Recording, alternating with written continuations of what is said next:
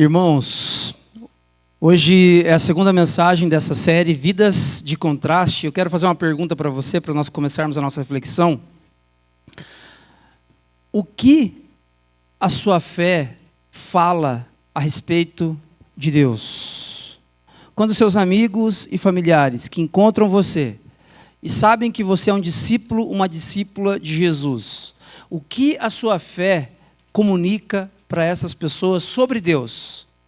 Quem é o Deus que as pessoas que estão se conectando a você enxergam? Como ele se parece? Um Deus bom, um Deus misericordioso, extremamente paciente, um Deus meio mole, um Deus grande. Como se parece o Deus que a nossa fé revela? Porque quando nós nos relacionamos com alguém, é natural que nós expressemos características dessa pessoa para outras pessoas. Você pode não conhecer o meu pai pessoalmente, mas se eu começar a falar sobre o meu pai para você, você vai começar a construir uma ideia a respeito de quem é o meu pai, de como ele se comporta, até o temperamento dele, a partir de informações que eu posso passar para você. Irmãos e irmãs, sobre Deus. Quem é o Deus? Como ele se parece? Sobre como é o Deus que a nossa fé revela. Pense nisso comigo. Nós vivemos num momento na nossa história onde nós somos bombardeados o tempo todo com falsos deuses que querem ocupar o espaço de que somente o Criador dos céus e da terra, o Deus revelado nas Escrituras, deveria ocupar. E não é tão simples assim para nós dizermos, poxa, mas eu não vou cair nessa. De repente, quando você lê uma história de um povo bárbaro que adorava um animal, ou de um povo que adora, se prostra, adora, venera uma árvore, você olha e fala, meu Deus, mas isso não tem sentido, eu jamais vou fazer isso. Porém, eu quero que você preste atenção comigo nessa frase, os novos deuses do nosso tempo são bons demais para serem ignorados. Talvez você pense assim, bom, mas eu jamais vou fazer isso, eu jamais vou fazer aquilo. Mas eu estou aqui para dizer para você nessa manhã que talvez a gente já faça isso e aquilo, numa perspectiva que a gente não observa e não percebe. Como é o Deus que a minha, que a sua fé revela, muitas vezes tem a ver com perspectivas de novos deuses que nós não estamos conseguindo ignorar. Olha só, quem são esses novos deuses? Para a gente pensar um pouquinho, a título de exemplo, um primeiro novo Deus do nosso tempo, não tão novo assim, mas é a ciência. A ciência, ela promete salvação e o sentido para a vida a partir da razão. As coisas precisam fazer sentido. Tudo precisa fazer sentido a partir de um experimento científico. Eu consegui provar que isso aqui é assim, assim e assado. E quando eu não consigo provar que isso é assim, assim, assado, para mim não serve. Esse novo Deus do nosso tempo, ele nos fascina. Ainda, tecnologia. Se a ciência promete salvação e sentido para a vida a partir da razão, a tecnologia entrega onipresença digital. Ela entrega. Você, nesse momento, você pode mandar uma mensagem aí no WhatsApp para sua mãe, para o seu pai, para um filho que está em outro estado ou até em outro país. Você consegue fazer isso por quê? Porque a tecnologia, ela entrega onipresença digital. Ainda, mercado oferece provisão total. Óbvio que aqui tem um asterisco, porque desde que você tenha dinheiro, desde que você tenha condições, mas se você tiver, você tem a certeza de que você pode comprar todas as coisas. É ou não é verdade? Nós temos a convicção aqui dentro. Não estou dizendo comprar felicidade, comprar sentido para a vida, mas bens de consumo. você tem a certeza de que o único problema é que você não tem dinheiro, porque se você tiver ou tivesse dinheiro, você consegue provisão total, não é isso? Basta um clique na Amazon, agora de manhã, talvez no final do dia já esteja na sua casa. Provisão total. Nós acreditamos de que se nós tivermos dinheiro, nós vamos conseguir ter todas as coisas e experimentar tudo que este mundo nos oferece. Um quarto Deus, autonomia pessoal. A promessa de que se você for autônomo, você vai ser exatamente como Deus. A palavra autonomia significa própria lei. Eu mesmo falo o que é certo e o que é errado para mim. É isso aqui que está por trás da rebelião do ser humano para com Deus lá em Gênesis 3. Eu quero que você olhe para isso aqui. Esses deuses, eles são bons demais para serem descartados, tá? Por quê? Porque eles funcionam. Eles funcionam. Eles curam doenças, eles preveem o tempo, eles melhoram a produção, eles estendem a vida. Esses deuses aqui funcionam. Eles são bons demais para serem descartados. E, obviamente, irmãos e irmãs, que essas coisas são boas e são coisas que Deus preparou e possibilitou com que o ser humano pudesse desenvolver para a glória dele. Mas nós perdemos a mão. Nós perdemos a mão e nós passamos a olhar para isso aqui com um olhar de fascinação tamanha, como se nós estivéssemos olhando para deuses. Aí nós olhamos para os povos antigos, que a Bíblia fala, que se prostravam diante de falsos deuses, e nós dizemos, eu nunca cairia nisso. Eu jamais faria isso. Mas a gente faz isso o tempo todo, o dia inteiro. O teólogo Chesterton, a respeito de idolatria, a respeito de acreditar em Deus em outras coisas, olha o que ele diz. Quando se para de acreditar em Deus, não é que se acredita em nada. Acredita-se em qualquer coisa. Quando nós deixamos de acreditar em Deus, quando você olha para as Escrituras e a Bíblia não faz sentido para você mais, quando você não acredita que Deus é o Criador, quando você olha para o relato bíblico e passa a duvidar de que existe um Deus, não é que você deixe de acreditar em tudo e passa a acreditar em nada, não. Você começa a acreditar em qualquer coisa.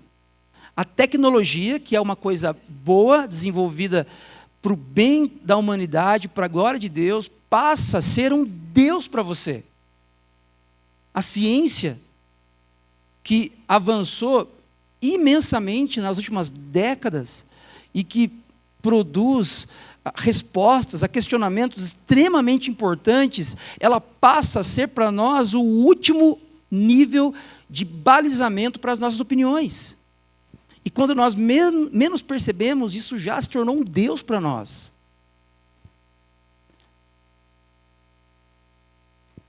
Muitas coisas estão competindo pela nossa atenção. Deus é grande? Se eu perguntar para você nessa manhã, ou se você ouvir essa pergunta, receber essa pergunta no seu cotidiano, na sua correria, Deus é grande? Você vai responder, sim. Sim, você talvez não tenha dúvida disso. Porém, para nós, a ciência, a tecnologia, o mercado de bens de consumo, a autonomia pessoal também são muito grandes. Isso também é impressionante para nós. E quando eu digo para nós enquanto geração. Agora, uma pergunta que eu e você precisamos fazer nessa manhã, e uma pergunta que deve nortear a nossa vida, nosso desenvolvimento de espiritualidade baseado em Jesus é: quem é verdadeiramente grande? Em última instância, quem de fato é grande? A ciência é grande, é poderosa, a tecnologia, os bens de consumo, esse mercado, a autonomia pessoal, tudo isso é importante, mas quem de fato é verdadeiramente grande? Eu gostaria que você pensasse um pouquinho comigo nessa manhã em responder essa pergunta. A maneira como você responde essa pergunta tem tudo a ver, naquela primeira pergunta que eu fiz, quando a gente começa a nossa conversa aqui, como que as pessoas veem o Deus que a sua fé expressa? Ou quem é o Deus que a sua fé revela? Para responder essa pergunta, você precisa caminhar um pouquinho nessa direção aqui. Quem de fato é grande? Quem é verdadeiramente grande? Nós vivemos em um tempo, irmãos, irmãs, onde nós chamamos de pós-modernidade ou até de pós-cristandade. Um momento onde os valores eles são relativos. E não há necessariamente uma contrariedade, uma oposição à sua fé lá fora. Quando você estiver na universidade, quando você estiver num ambiente de trabalho que seja, de certa forma,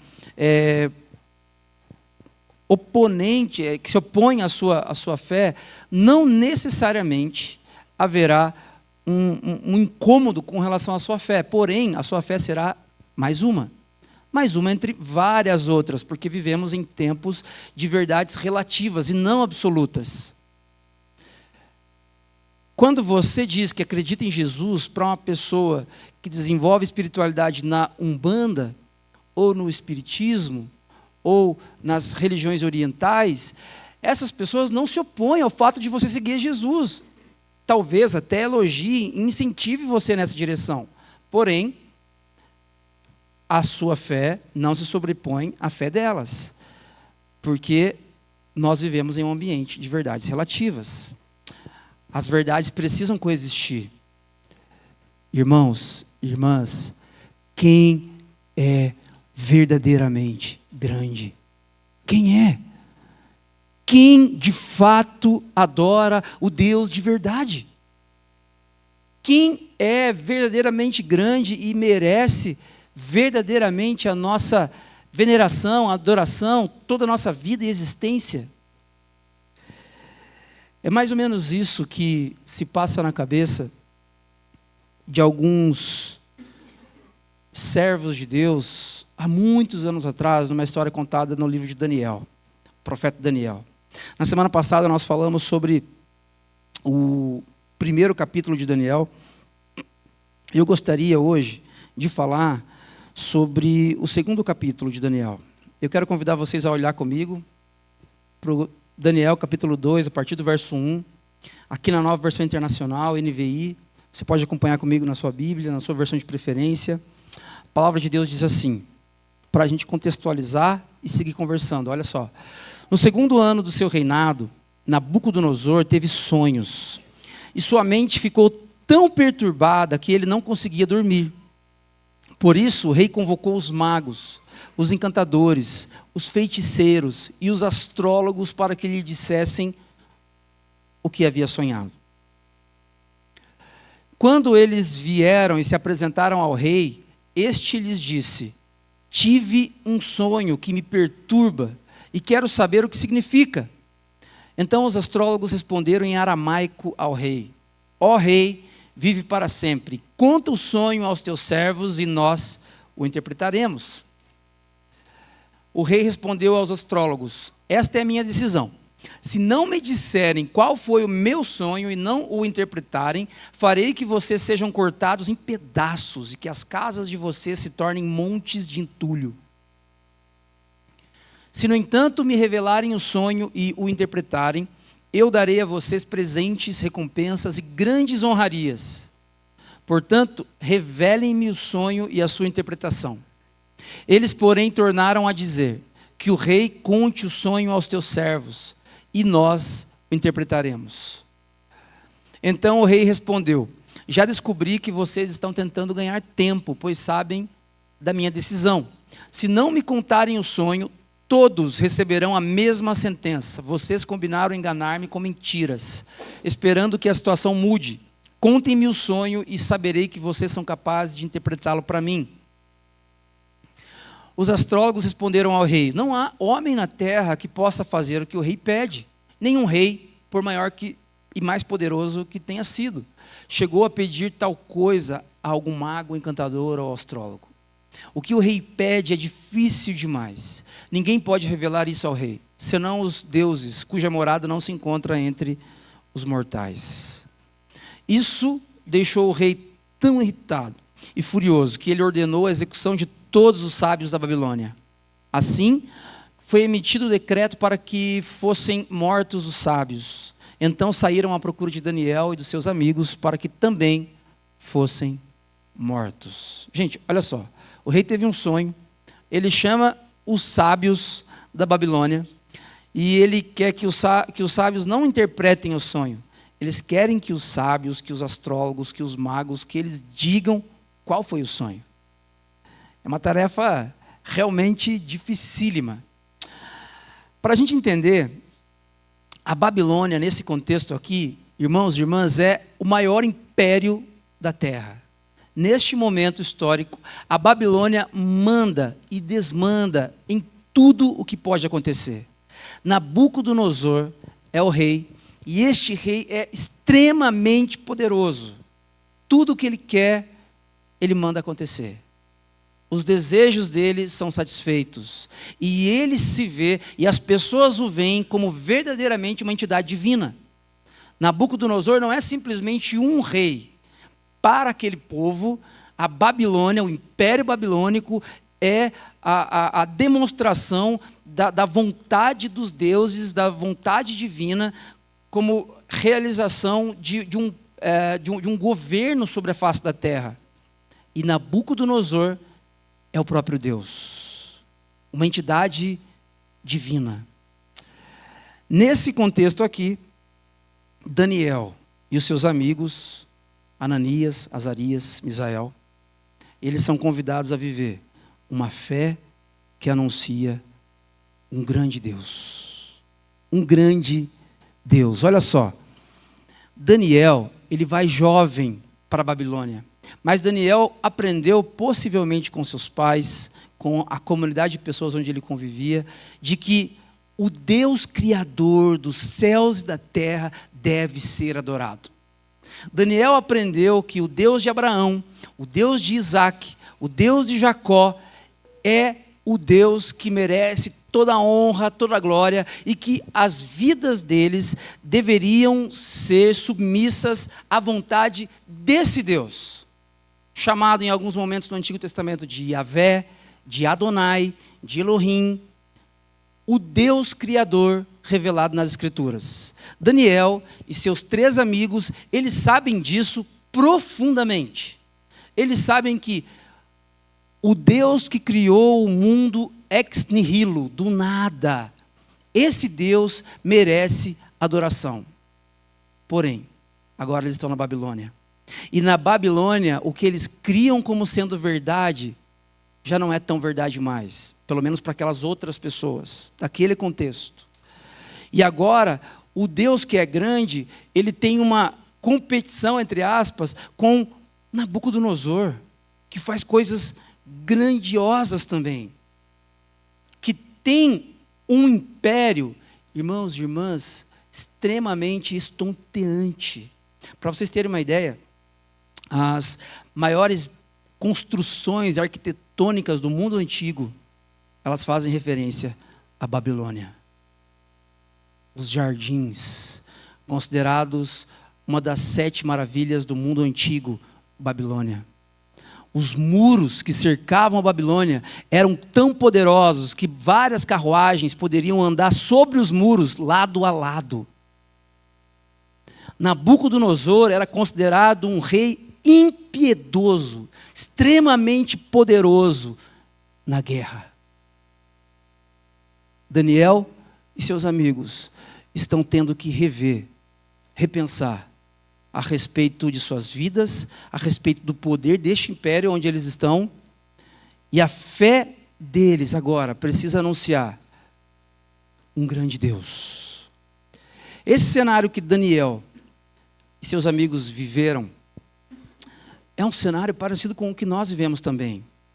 Se você cresceu numa comunidade cristã, participando desde criança, como aquelas crianças estão lá, aprendendo sobre as histórias de Daniel mesmo, história de Davi, história de Jesus, as histórias relatadas nas Escrituras, você cresceu com isso na sua mente, como isso sendo verdade.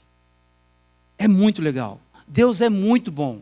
Deus é maravilhoso. Deus é perdoador. Deus é gracioso.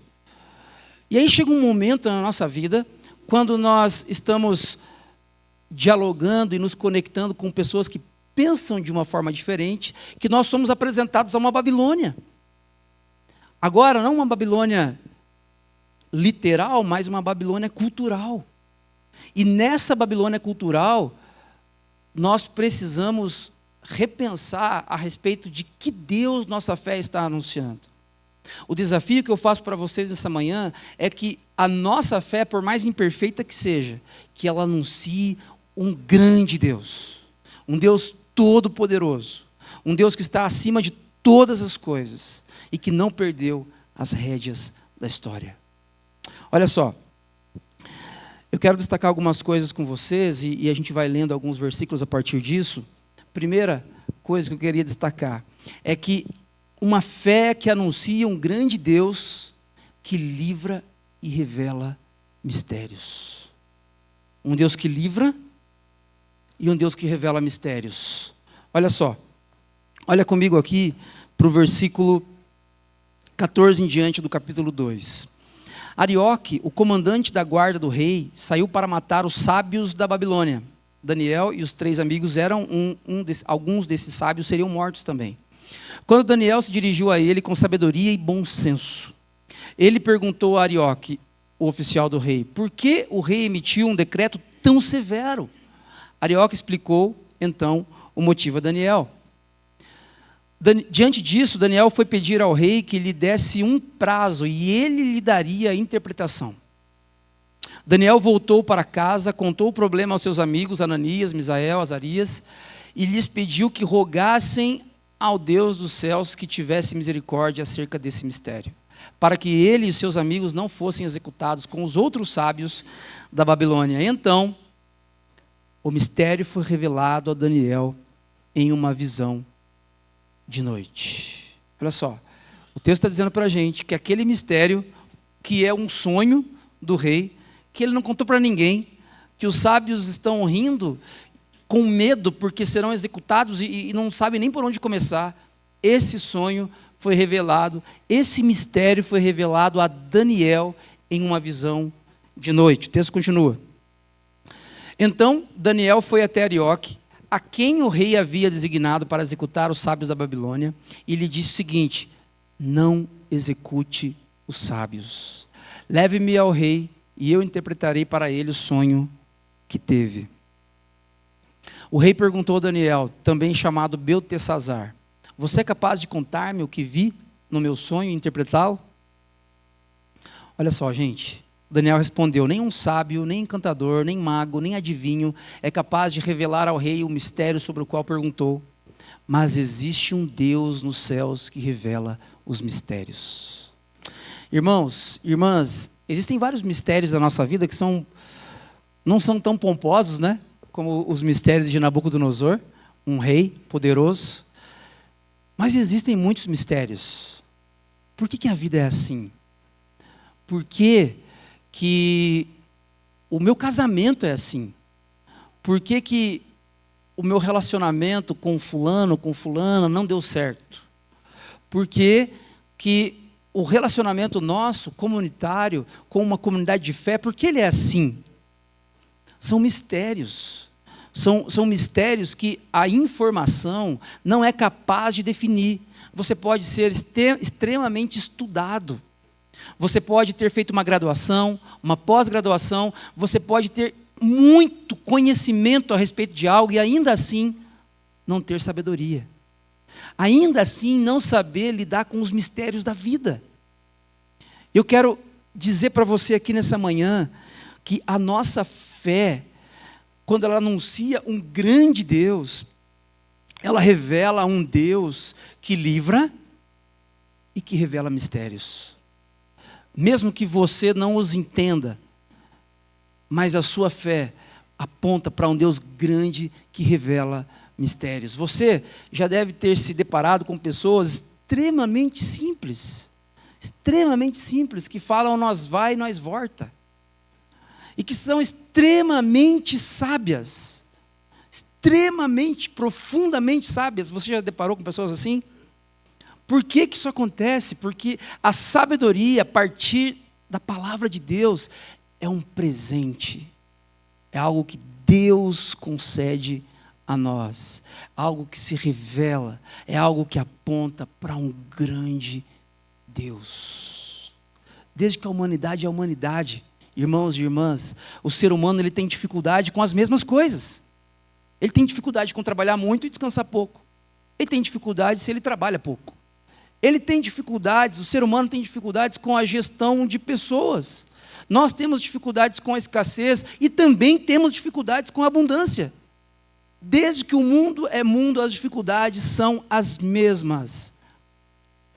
Mas a nossa fé em Deus, em tempos de Babilônia cultural, ela pode apontar para um Deus grande que revela, assim, como viver. Como desenvolver um casamento para a glória de Deus.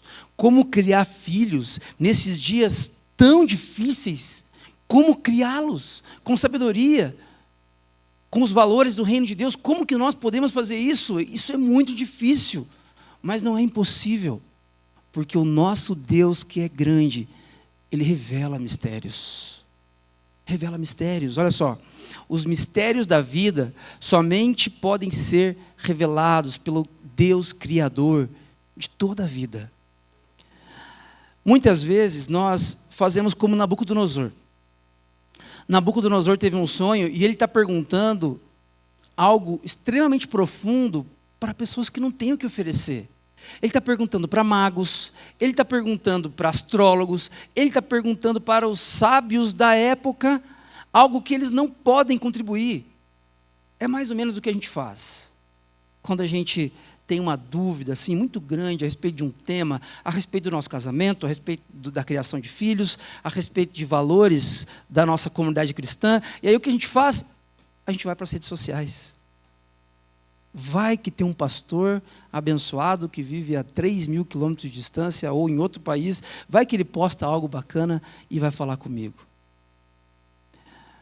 A gente vai para o ChatGPT e a gente vai procurar respostas para coisas profundas com magos da nossa época.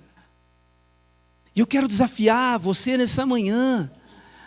A sua fé não precisa ser perfeita. Você já percebeu que a Bíblia nunca nos convida à perfeição?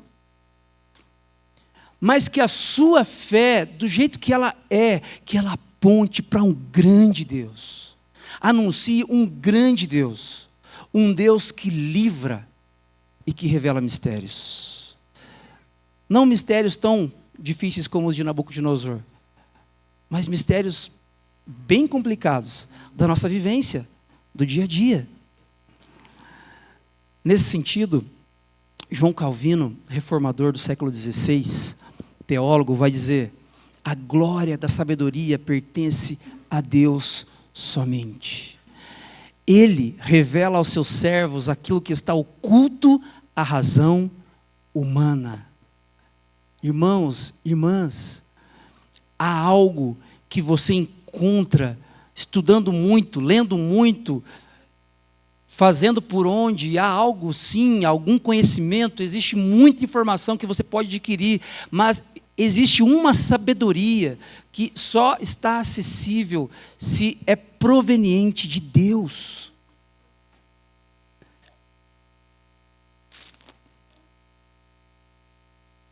Deus revela aos seus servos aquilo que está oculto à razão humana.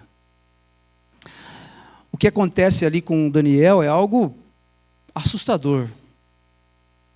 Deus revelou para ele, mas é algo que nós podemos trazer para os nossos dias hoje.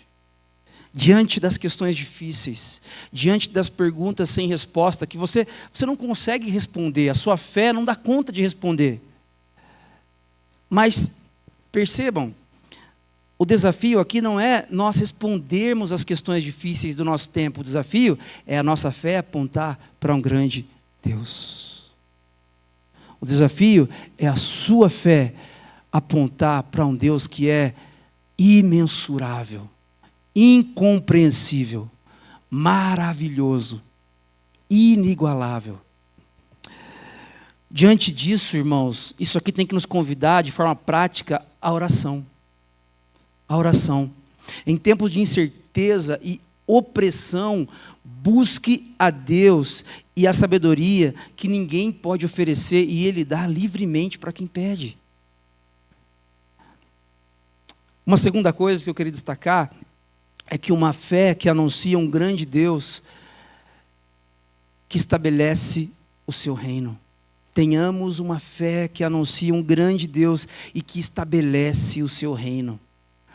Quando nós olhamos para a sabedoria bíblica, nós começamos a ver esses grandes impérios levantados com grandes reis, e aí nós olhamos para o nosso Deus revelado no Novo Testamento a partir de Jesus, e você não vê necessariamente essa pompa.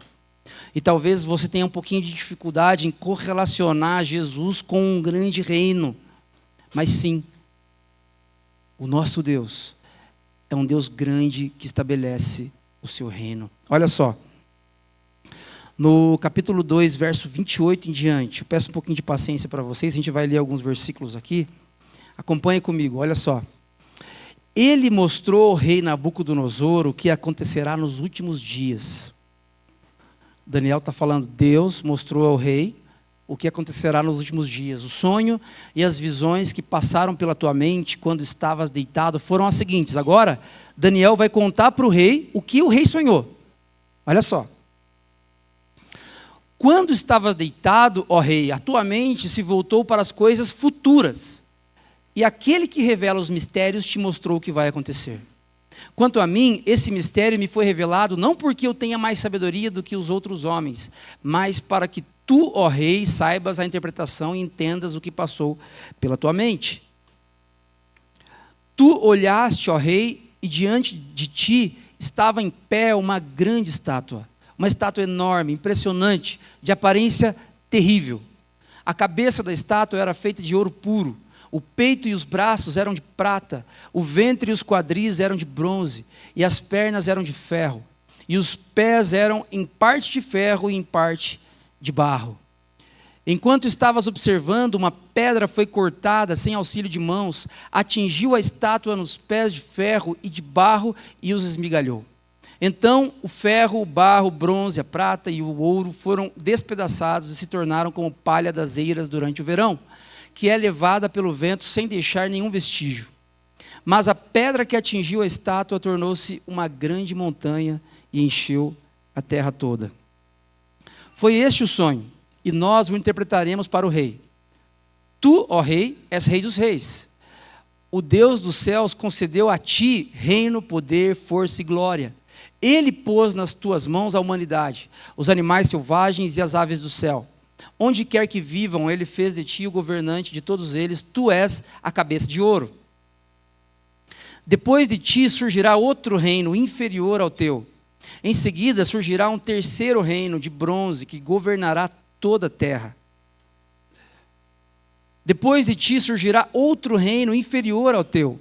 Em seguida surgirá um terceiro reino de bronze que governará toda a terra. Finalmente haverá um quarto reino forte como ferro, pois o ferro quebra e destrói tudo. Como o ferro despedaça tudo, assim ele destruirá e quebrará todos os outros. Como viste, os pés e os dedos eram em parte de barro e em parte de ferro. Isso quer dizer que será um reino dividido, mas ainda assim terá um pouco da força do ferro, embora tenhas visto ferro misturado com barro. Como os dedos dos pés eram feitos, como os dedos dos pés eram em parte de ferro e em parte de barro, assim esse reino será em parte forte e em parte frágil. Como viste, o ferro estava misturado com o barro. Isso significa que se farão alianças políticas por meio de casamentos, mas a união decorrente dessas alianças não se firmará. Assim como o ferro não se mistura com o barro. Agora presta atenção nisso. Na época desses reis, o Deus dos céus estabelecerá um reino perpétuo, que jamais será destruído, e que nunca será dominado por nenhum outro povo. Destruirá todos os reinos daqueles reis e os exterminará, mas esse reino durará para sempre.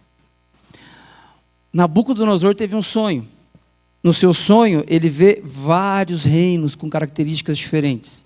E o último reino que Nabucodonosor vê é o reino do Deus dos céus, Um reino perpétuo que jamais será destruído. Quem Nabucodonosor viu? O reino de quem Nabucodonosor viu?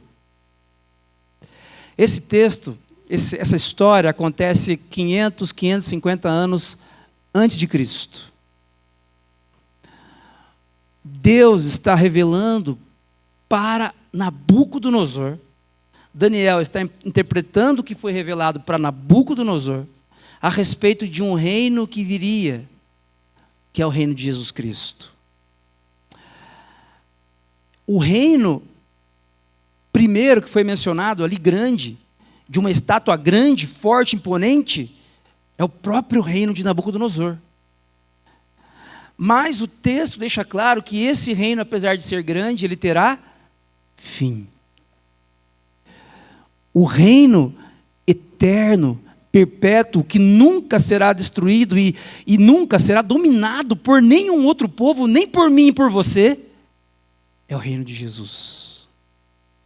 É o reino de Jesus. Versículo 45 e 46. Este é o significado da visão da pedra que foi cortada de uma montanha sem auxílio de mãos. Por que sem auxílio de mãos? Essa pedra não foi cortada por homens.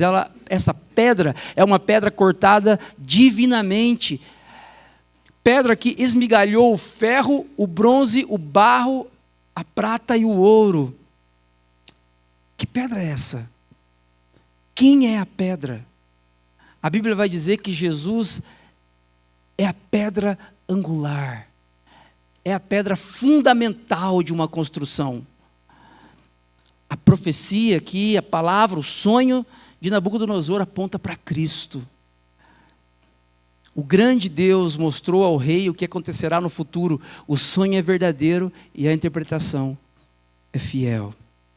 Irmãos, irmãs, todos esses versículos aqui, toda essa história, para Nabucodonosor soou como, o meu reino é grande, o império babilônico de fato é forte, mas ele vai ter fim. Ele vai ter fim. E esse reino do Deus dos céus, ele é um reino perpétuo.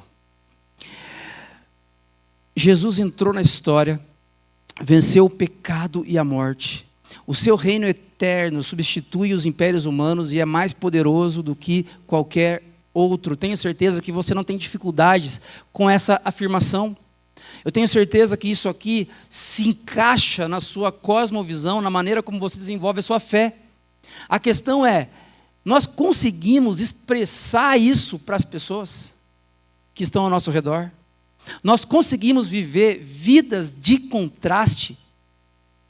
Algumas pessoas na nossa cultura, ou a maioria delas, estão sendo regidas pela Babilônia cultural, pela ciência, pela tecnologia, pela autonomia pessoal, pelo mercado de bens de consumo. Essas pessoas estão sendo regidas, guiadas, norteadas, moldadas pelo individualismo, pelo relativismo.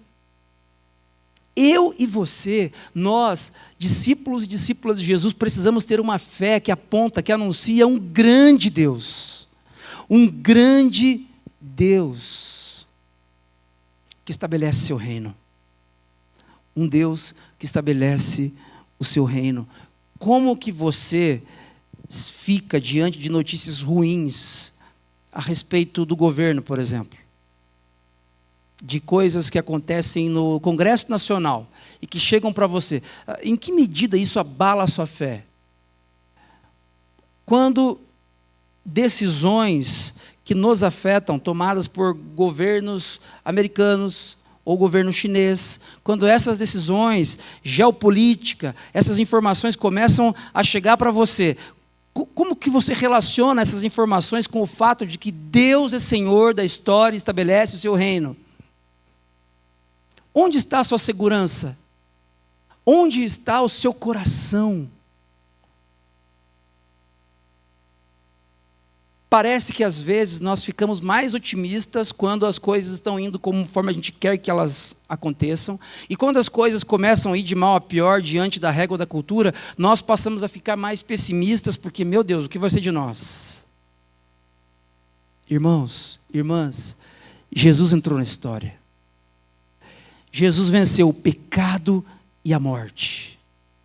O reino de Jesus é um reino eterno que substitui os impérios humanos, todos eles, inclusive a ciência, inclusive a tecnologia, inclusive a autonomia pessoal, inclusive o mercado de bens de consumo.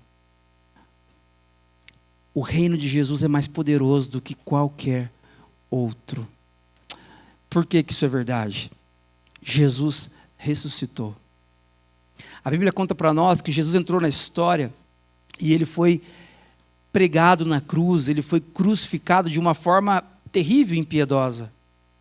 Mas a Bíblia também diz que Jesus não ficou preso à cruz, ele ressuscitou 3 dias depois. Por isso, isso aqui é verdade. Isso aqui é digno de confiança. Leslie Newbigin, um missiólogo, a respeito dessa conversa de otimismo e pessimismo, diz isso aí, essa pérola aqui, ó. Olha só, eu não sou nem otimista e nem pessimista.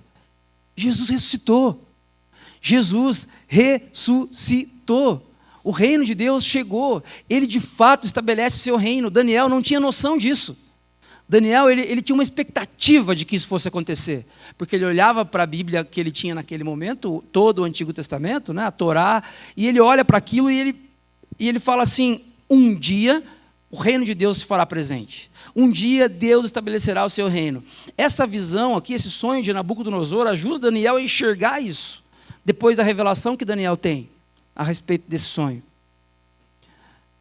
Mas eu e você, nós não estamos esperando o Messias vir. Nós sabemos que ele já veio.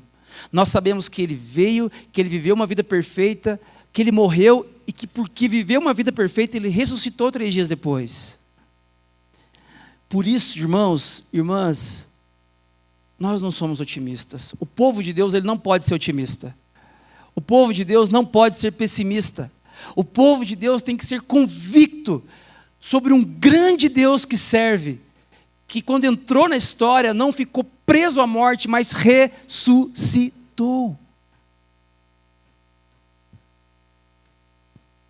Isso tem que me encher de segurança em tempo de instabilidade. Quem aqui não vive dias de instabilidade vez ou outra? Quem aqui é uma sequência inacabável de segurança? Nenhum de nós. Nós somos instáveis. A boa notícia, Jesus ressuscitou. O sonho que Daniel interpreta aponta para um reino perpétuo. O reino de Deus é perpétuo, é duradouro e jamais terá fim. Uma terceira coisa, uma fé que anuncia um Deus grande. A minha, a sua fé, quando ela anuncia um Deus grande, anuncia um Deus que deve ser exaltado e louvado. Um Deus que deve ser exaltado e louvado. Olha só, versículo 46 e 47. Então, o rei Nabucodonosor caiu prostrado diante de Daniel. Olha só, gente. Um grande império, um grande rei, se deparou com um Deus infinitamente maior. O rei Nabucodonosor caiu prostrado diante de Daniel, prestou-lhe honra e ordenou que lhe fosse apresentada uma oferta de cereal e incenso. O rei disse a Daniel: não há dúvida de que o seu Deus é o Deus dos deuses, o Senhor dos reis e aquele que revela os mistérios, pois você conseguiu revelar esse mistério. Assim, o rei pôs Daniel em um alto cargo e o cobriu de presentes. Ele o designou governante de toda a província da Babilônia e o encarregou de todos os sábios da província. Além disso, a pedido de Daniel, o rei nomeou Sadraque, Mesaque e Abednego administradores da província da Babilônia, enquanto o próprio Daniel permanecia na corte real.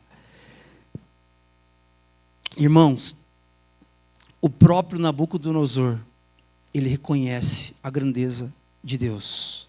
Quando a sua fé, você é imperfeito, você é falho, você tem dificuldades para conduzir o seu casamento de uma forma adequada, você tem respostas que você não consegue dar, mesmo sendo discípula de Jesus, talvez há muito tempo, você vive num contexto de dificuldades, num ambiente que de fato é uma Babilônia cultural, mas a sua fé, do jeito que ela é ela pode apontar para um Deus que é grande. E quando ela aponta para um Deus grande,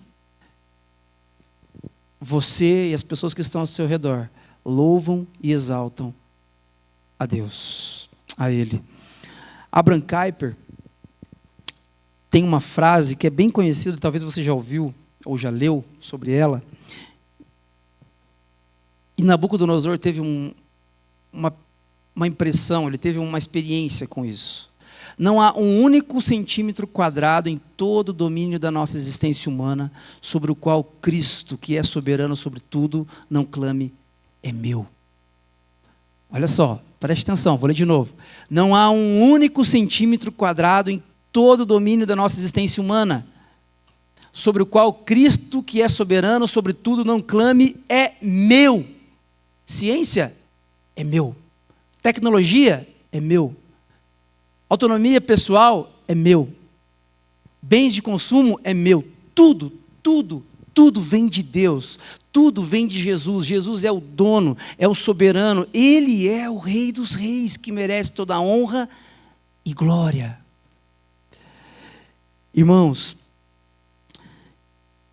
quando Deus agir por meio de você, lembre-se de que não é sobre você.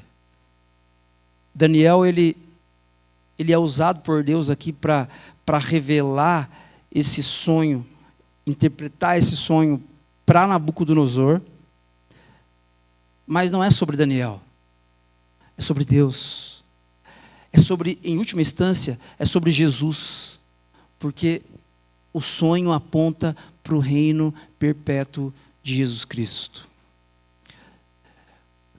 Quando você está com seus amigos e familiares, que tipo de Deus a sua fé revela?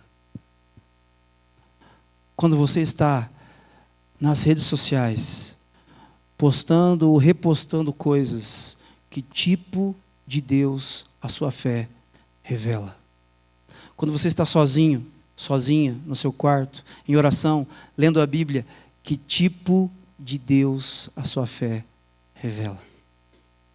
Quero desafiar você a pedir para Deus nessa manhã uma fé que anuncie um grande Deus. Essa é a grande história que nós falamos aqui domingo após domingo.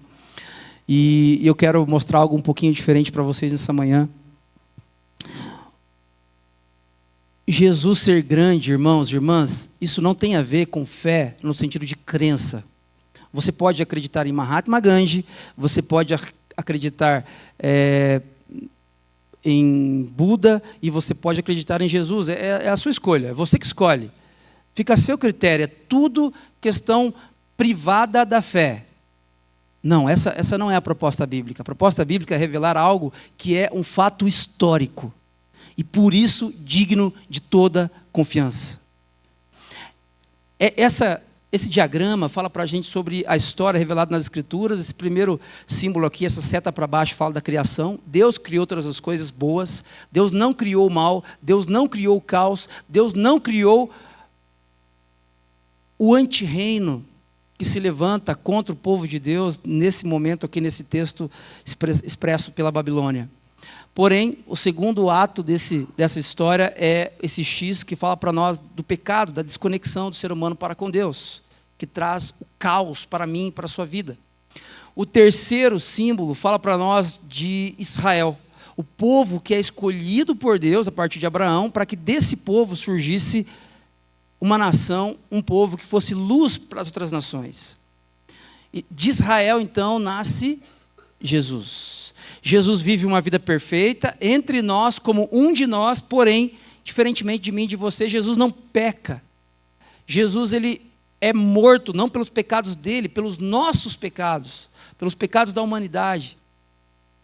Jesus morre na cruz, ressuscita 3 dias depois, e essa flechinha para cima, gente, é para enfatizar justamente isso, a ressurreição. Por que eu e você podemos anunciar um grande Deus?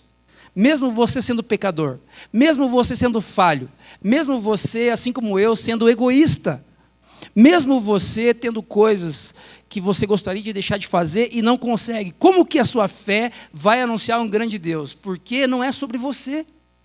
É sobre Jesus. Jesus venceu a morte. Jesus ressuscitou. Você pode anunciar um grande Deus e assim viver uma vida de contraste. E assim viver uma vida de contraste. O que a gente pode levar para casa, irmãos, irmãs? Primeiro, lembre-se disso, por favor. A sua fé não precisa ser perfeita. Puxa, agora eu tenho que ter uma fé madura que anuncia um grande Deus, que difícil isso. Não. O seu relacionamento com esse grande Deus conduz você para esse anúncio naturalmente. Certifique-se de que a sua fé anuncia um grande Deus. A cultura não fica impressionada com o fato de você falar que acredita em Jesus, mas a nossa cultura encapsulou Jesus de uma forma que Jesus é algo ou alguém extremamente previsível, algo ou alguém encaixotável. Eu quero desafiar você. Você não conseguirá ter uma fé perfeita, obviamente, mas certifique-se de que a sua fé anuncia um grande Deus. Em oração, busca Jesus. Ele é o Deus presente que nos livra e nos revela os mistérios da vida. Como encontrar contentamento em uma cultura tão descontente? Em oração, busque a Jesus. Como encontrar contentamento em dias difíceis, de enfermidade, de escassez financeira, de escassez emocional?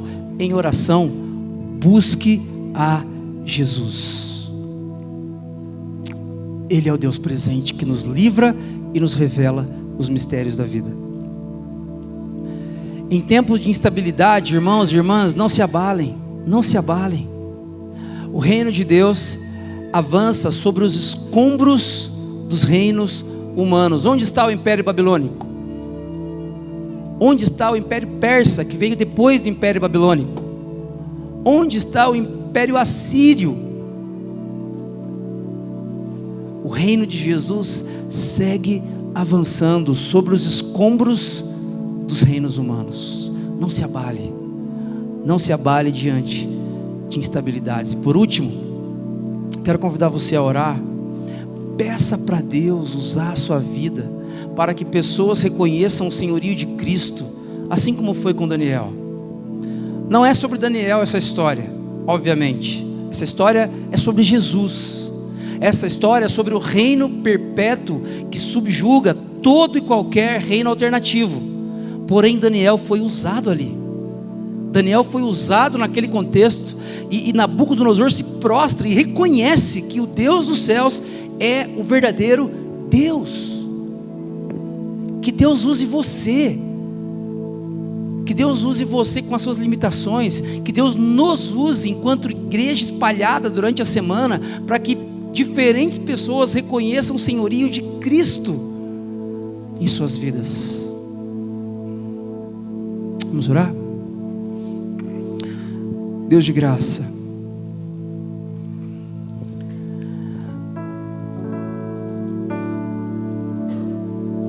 muitas vezes nós nos relacionamos com o Senhor a partir das lentes da religião, e nós nos acostumamos com isso, e nós nos esquecemos do quanto o Senhor é grande. Esta manhã, Deus, enquanto oramos, enquanto pensamos, enquanto cantamos, dá-nos uma visão a respeito da sua grandeza. Dá-nos, Deus, uma compreensão a respeito do quanto somos limitados, do quanto os reinos deste mundo são limitados e passageiros, e do quanto o seu reino é grande, confiável e eterno. Faz isso, Pai. Enche-nos dessa convicção nessa manhã. E que a nossa fé, assim como a fé manifestada na vida de Daniel, também anuncie um grande Deus. Um grande Deus. E que assim não sejamos conhecidos como religiosos, como crentes, mas que sejamos conhecidos como aquelas pessoas que anunciam um grande Deus, em uma cultura babilônica. Ajuda-nos nesse sentido, capacita-nos, Espírito Santo de Deus, por favor, para a honra e glória do Senhor e para o bem dos outros. Em nome de Jesus, amém.